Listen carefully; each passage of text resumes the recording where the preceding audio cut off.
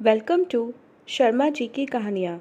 हमारी आज की कहानी है शादीशुदा ननद। मीना के स्नातक होते ही उसके लिए लड़के की तलाश शुरू कर दी गई थी। मीना से छोटी और दो बहनें थीं, इसलिए माता पिता चाहते थे कि अपने जीते जी तीनों की शादियां करके अपनी जिम्मेदारियों से मुक्त हो जाएं। पिता नौकरी करते थे, अतः उनकी सोच थी कि रिटायरमेंट से पहले तीनों बेटियों की शादियां हो जाएं।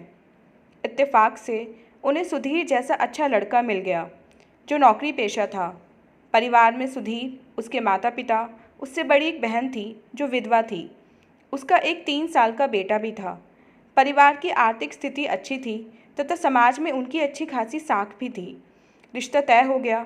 कुछ औपचारिकताओं और काफ़ी धूमधाम से शादी संपन्न हो गई। हनीमून से लौटने के बाद मीना ने रसोई के साथ साथ घर की दूसरी जिम्मेदारियों में भी अपना योगदान देना शुरू कर दिया। शादी से पहले उसकी सहेलियां, रिश्तेदार उसे नसीहतें देती थीं। मीना, बाकी सब तो ठीक है, लेकिन तेरे ससुराल में एक विधवा ननद भी है और उसका बेटा भी। जरा संभल कर रहना, क्योंकि ऐसे हालातों में मायके में रह रही ननद मानसिक तनाव में रहती है तो वह छोटी छोटी बातों पर टोका टाकी, बहसबाजी, मनमुटाव और लड़ाई झगड़े जैसी हरकतें कर सकती है। शुरू से ही अपना रौब बनाकर रखना, वरना वह तुम्हें दबाने की कोशिश करेगी। ऐसे हालातों में माँ बाप की सहानुभूति भी बेटी के साथ ही रहती है। तुम्हें बहुत सतर्क रहना पड़ेगा। सच कह रही हो, तुम ननद के नखरे उठाना बहुत मुश्किल काम होता है। कई बार तो विवाहित ननद भी मायके में इतनी दखलंदाजी करती है कि बहू का जीना मुहाल कर देती है। भगवान बचाए। लेकिन मीना की मम्मी ने उसे बहुत अच्छे तरीके से समझाया था, बेटा, शादी के बाद रिश्तों को निभाना बहुत बड़ी जिम्मेदारी होती है। जीवन समझौते का नाम है। तुम्हारी ननद के साथ जो कुछ हुआ वो उसका दुर्भाग्य है। ऐसे समय में उसे सहानुभूति की ज़रूरत होती है।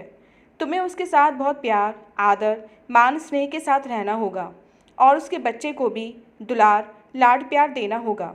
घर की बहू का यही कर्तव्य होता है कि वे परिवार को एकजुट बनाकर रखे और अपने व्यवहार से सबका मन जीत ले। माँ की सीख को मीना ने गांठ बांध लिया।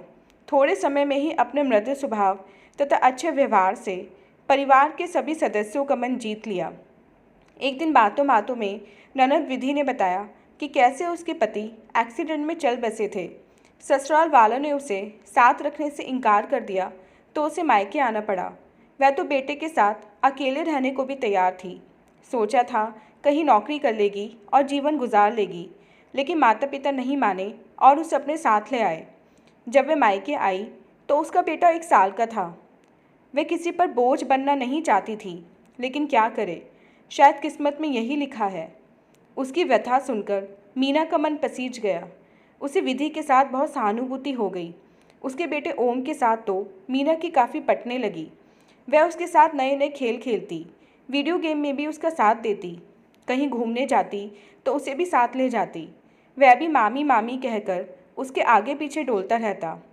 कुछ समय बाद मीना ने महसूस किया, जब वह ओम के साथ ज़्यादा देर रहती है तो विधि कुछ नाराज़ और तनाव में आ जाती है। एक दिन तो उसने कह ही डाला, भाभी, आपके इतने लाड से ओम तो आपका ही हो जाएगा। मेरा उस पर से अधिकार छीन रही हैं आप।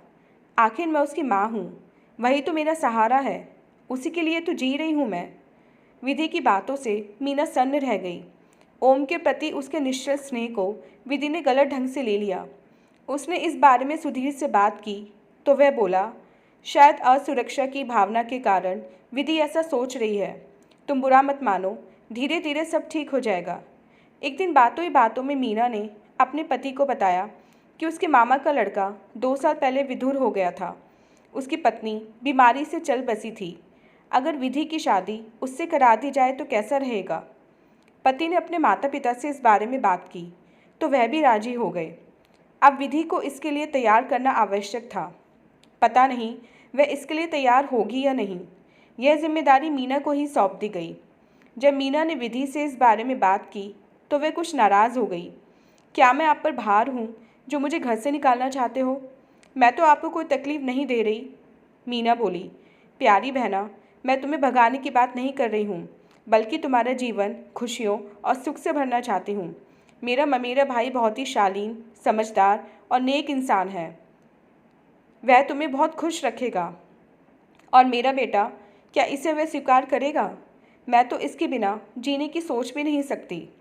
विधि ने अपनी आशंका जाहिर की। हम पूरी कोशिश करेंगे उसे समझाने की। मुझे पूरी उम्मीद है कि वह इसे भी स्वीकार करेगा, क्योंकि उसकी पहली पत्नी से कोई संतान नहीं है। मुझे सोचने के लिए कुछ वक्त चाहिए। ननद के कहने पर मीना ने उसे गले लगा लिया। दीदी, आप आराम से सोच लीजिए। सब कुछ आपके निर्णय के अनुसार ही होगा। कोई जोर ज़बरदस्ती नहीं की जाएगी। मीना की कोशिशें रंग लाईं। मामा का लड़का भी इसके लिए तैयार हो गया और मीना की ननद और सास ससुर भी।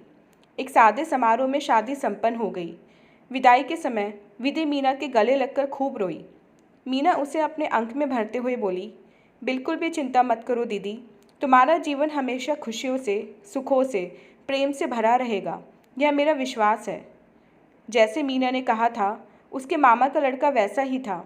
शालीन, महिलाओं की कद्र करने वाला, हंसमुख, मिलनसार। कुछ समय में ही उसने विधि का दिल जीत लिया। बच्चे के साथ भी वह बहुत जल्दी घुल मिल गया। जो बच्चा पहले अपने पापा के बारे में पूछ पूछ कर विधि को परेशान करता रहता था, अब पापा को पाकर खुशी से नाचता रहता था। करीब साल भर बाद विधि कुछ दिनों के लिए मायके रहने आई। उसके चेहरे और आंखों की चमक जीवन की खुशियों को स्पष्ट कर रही थी। उसने मीना को बताया कि सचमुच उसके पति बहुत नेक और अच्छे इंसान हैं। उसे बहुत मान, सम्मान, प्रेम, सहयोग देते हैं। बच्चा तो इतना खुश था कि रोज़ ही फ़ोन पर पापा से बात करता और पूछता, पापा मुझे लेने कब आओगे? मुझे आपकी बहुत याद आ रही है। एक सप्ताह बाद निधि के पति उसे लेने आए। विदा होते समय विधि भाभी के गले लग गई और भरे गले से बोली, भाभी, आपने मेरे जीवन में दोबारा खुशियाँ, उमंग, उत्साह भर दिए। थैंक्स। मीना बोली, दीदी, मैंने कोई एहसान नहीं किया। मैंने तो एक बहू का फ़र्ज़ अदा किया है। अपनी बहन जैसी ननद के जीवन में खुशियों के रंग भरने की कोशिश की है और ईश्वर की कृपा से उसमें सफलता मिल गई है। यह आपका भाग्य है। मीना के पति, सास ससुर भी अपनी भराई आंखों को पोंछ रहे थे। मीना के प्रति उनके मन में जैसे प्रेम का सागर उमड़ रहा था। उसके प्रति प्रशंसा, आभार तथा स्नेह के भाव साफ नजर आ रहे थे। सच में दोस्तों, हर भाभी को अपनी ननद से जलन नहीं, बल्कि अपनी बहन की तरह प्रेम करना चाहिए। तो कभी ननद भाभी का रिश्ता किसी भी घर में खराब नहीं होगा और ननद को भी चाहिए भाभी से प्रेम करें।